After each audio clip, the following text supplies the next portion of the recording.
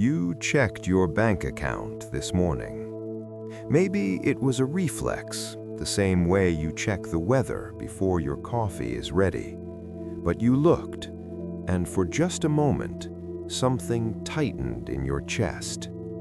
Because the number on that screen is not just a number. It represents every month you have left before the pressure becomes unbearable. Your rent, your family, your ability to say yes to the things that matter. And all of it depends on one thing, a job that could end tomorrow. Not because you failed, but because somewhere in a conference room you will never enter, someone made a decision, and your name was on a spreadsheet in the wrong column. You are not an employee, you are a hostage. Every morning you trade your peace of mind for the illusion of security.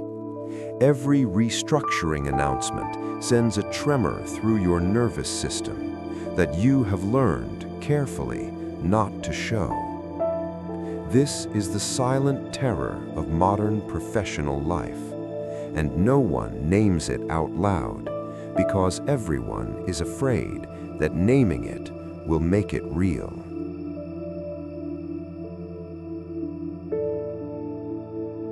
Here is the uncomfortable truth about the system you were working inside. Loyalty is no longer a currency. The companies that once offered lifetime employment and a gold watch at retirement, they are gone. What replaced them is a system designed to optimize cost, and you are a cost.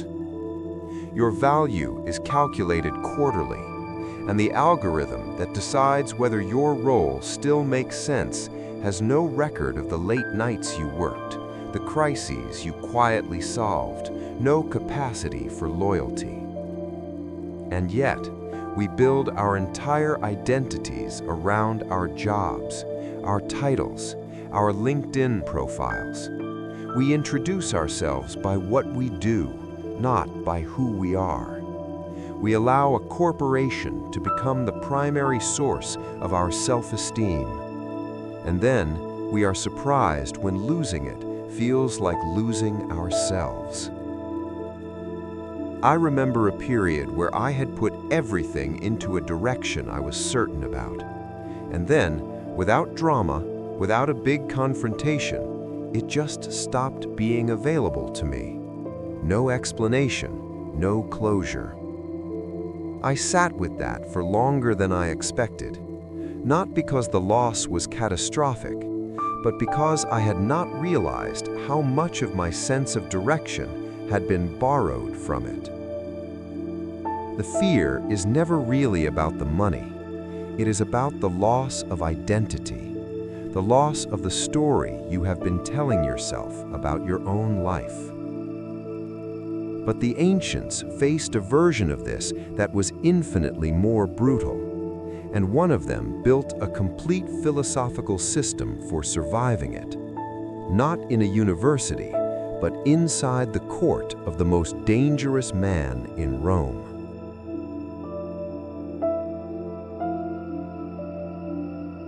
His name was Lucius Annaeus Seneca. By the height of his influence, Seneca was one of the wealthiest and most powerful men in the Roman world, chief advisor to Emperor Nero, a man whose definition of displeasure was not a demotion, it was death. Seneca did not live with job insecurity. He lived with something far more absolute. Every day he walked into that court, he understood with complete clarity that his position, his wealth, and his life could end before sunset. Not through incompetence, through nothing more than a change in the emperor's mood. And yet, Seneca was not paralyzed. He was not desperate. He was philosophically prepared. In his letters to his friend Lucilius, Seneca describes an exercise he practiced regularly.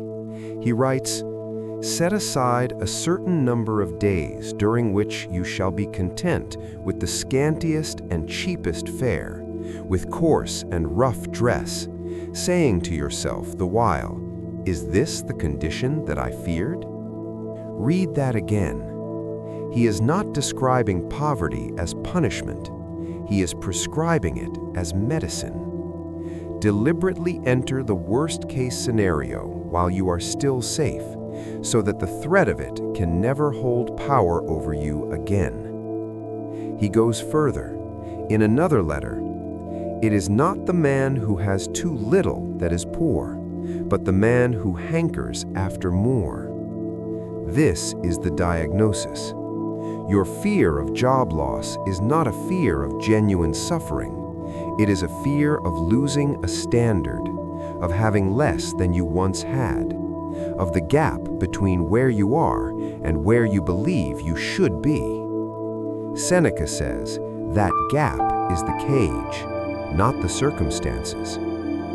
We call this principle the calculated deprivation, the deliberate, premeditated rehearsal of the worst case, not as punishment, as liberation. When you prove to your own nervous system that you can survive the minimum loses its terror.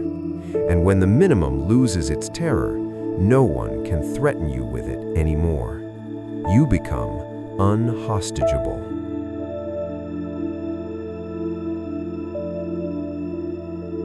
Three specific practices. Step 1. The Spartan Weekend. Once per quarter, you live on the absolute minimum for 48 hours. No restaurants, no subscriptions, no deliveries. You eat simple food. You strip the weekend back to its bare structure. This is not about saving money. The point is what happens inside your nervous system. At some point during those 48 hours, you will feel the pull, the reflex to reach for comfort, to reward yourself for tolerating the minimum. When you sit with that feeling and let it pass, you have proved something to your own brain that no salary increase can prove. You proved that your baseline is lower than you thought, that the thing you are afraid of losing is survivable. Seneca called this rehearsing courage. You are not waiting for the crisis to find out if you can handle it. You are training for it in advance. Step 2. The identity separation. Take a blank piece of paper. Write at the top, "Who am I?" Fill the page. The only rule, you are not allowed to mention your job title, your company, your industry, or your income. Most people find this exercise surprisingly difficult, because when you remove the professional scaffolding, the answer becomes much less clear.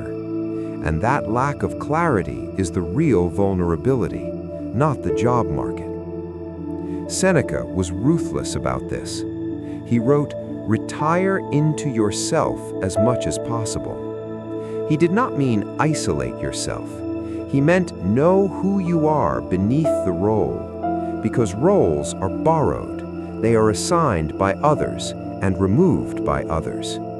Your character, your discipline, your capacity for calm under pressure, those belong to you completely. No restructuring can reach them. Build your identity there. Everything else is rented. Step 3. The mental termination. Every morning, before you begin your workday, take 60 seconds and walk yourself through the following visualization. The meeting has happened. Your access has been revoked. The paycheck has stopped. You are outside the building. Now, what do you do? Who do you call? What is your first move? Do not catastrophize. Simply think it through. Seneca called this the premeditation of adversity. A mind that has already walked through the crisis is not ambushed by it. When the actual moment arrives, you are not paralyzed by shock. You already know the way out. Anticipation of the worst is not pessimism, it is preparation. And preparation is power.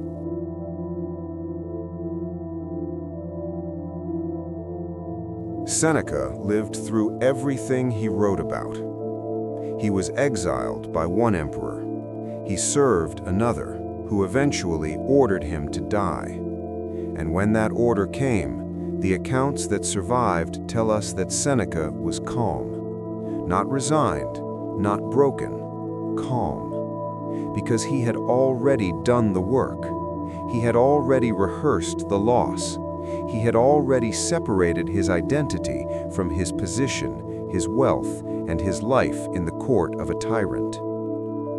The external circumstances came for him, but they could not reach what he had protected. He wrote this near the end of his life. Nusquam est qui ubique est. Nowhere is the man who is everywhere.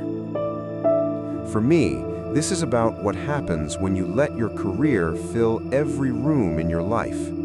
You become so defined by your professional presence that when any part of it shifts, you have nowhere left to stand. The man who fears losing his job is already a servant to it. He tolerates what he should not tolerate because the fear of losing what he has is louder than the voice of his own dignity.